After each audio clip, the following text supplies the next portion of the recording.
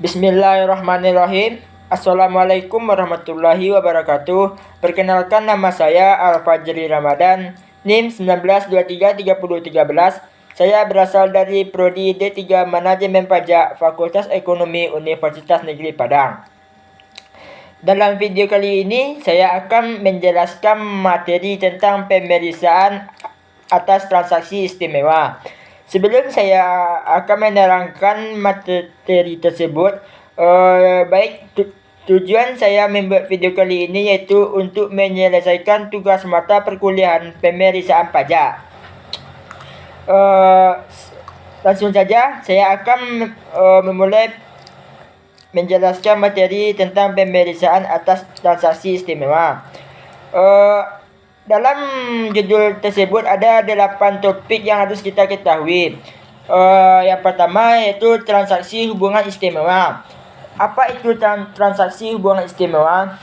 Hubungan istimewa adalah hubungan dengan pihak-pihak yang memiliki asosiasi dengan perusahaan. Adapun dua yang harus dilakukan pemeriksaan pajak. Yang pertama, pemeriksaan kewajaran transaksi afiliasi. Yang kedua, pemeriksaan kelaziman transaksi afiliasi. Selanjutnya poin 2 yaitu kewenangan otoritas dalam transaksi hubungan istimewa. Dirjen Jenderal Pajak berwenang untuk menentukan kembali besarnya penghasilan dan pengurangan serta menentukan utang sebagai modal untuk menghitung besarnya penghasilan kena pajak bagi wajib pajak yang mempunyai hubungan istimewa dengan wajib pajak lainnya yang sesuai dengan kewajaran dan kelaziman usaha yang tidak dipengaruhi oleh hubungan istimewa. Poin yang ketiga yaitu parameter pihak pemilik hubungan istimewa. Parameter pihak hubungan istimewa harus mematuhi undang-undang perpajakan di Indonesia yang berlaku untuk pajak penghasilan, PPN dan PPNBM. Materi selanjutnya yaitu tentang metode transfer pricing. Adapun 5 metode yang harus kita ketahui dalam metode transfer pricing. Yang pertama yaitu harga pasar sebanding. Terus yang kedua harga jual kembali. Yang ketiga harga pokok plus. Terus yang keempat pembagian laba. Yang kelima laba bersih transaksi. Poin selanjutnya yaitu tentang tipe-tipe transaksi istimewa. Ada 6 tipe transaksi istimewa yang harus kita ketahui. Yang pertama, penjualan barang atau penyerahan jasa atau barang yang tidak terwujud atau berwujud. Yang kedua, pembelian barang atau pemanfaatan barang tidak berwujud. Terus yang ketiga, imbalan jasa. Yang keempat, penggunaan barang tidak berwujud dan imbalan royalti. Yang kelima, pinjaman dan imbalan bunga. Terus yang keenam yaitu pengalihan harta.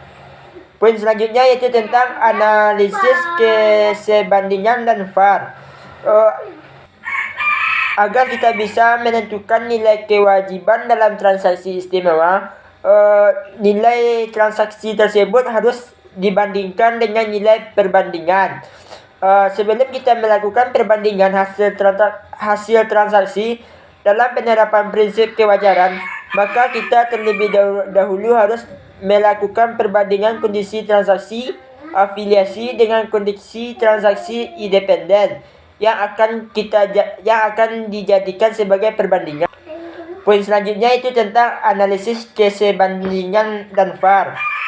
Untuk dapat disebut menerapkan prinsip kewajaran tersebut, wajib pajak harus dapat menunjukkan dua poin, yaitu analisis kesebandingan.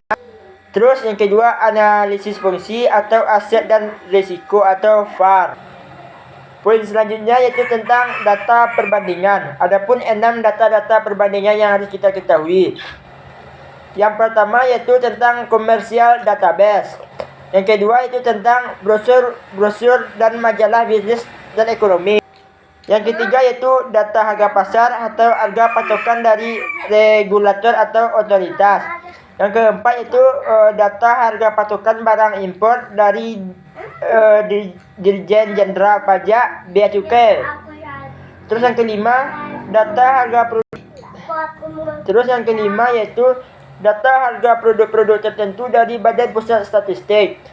Dan yang terakhir yaitu tentang data benchmarking internal Dirjen Jenderal Pajak berupa rasio-rasio keuangan untuk industri sejenis. Dan poin terakhir yaitu tentang pemeriksaan transaksi istimewa. Ada 5 pemeriksaan transaksi istimewa yang harus kita ketahui. Yang pertama, kita harus mempelajari SPT dan berkas data dari wajib pajak.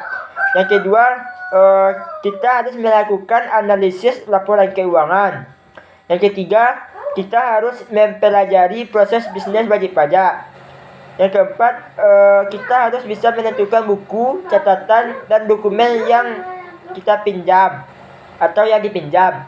Terus yang kelima itu pengujian kewajaran dan kelaziman transaksi. Sekian penjelasan materi dari saya. Kalau ada materi saya yang kurang cukup atau kurang lengkap, saya mohon maaf. Saya sudahi dengan Assalamualaikum warahmatullahi wabarakatuh.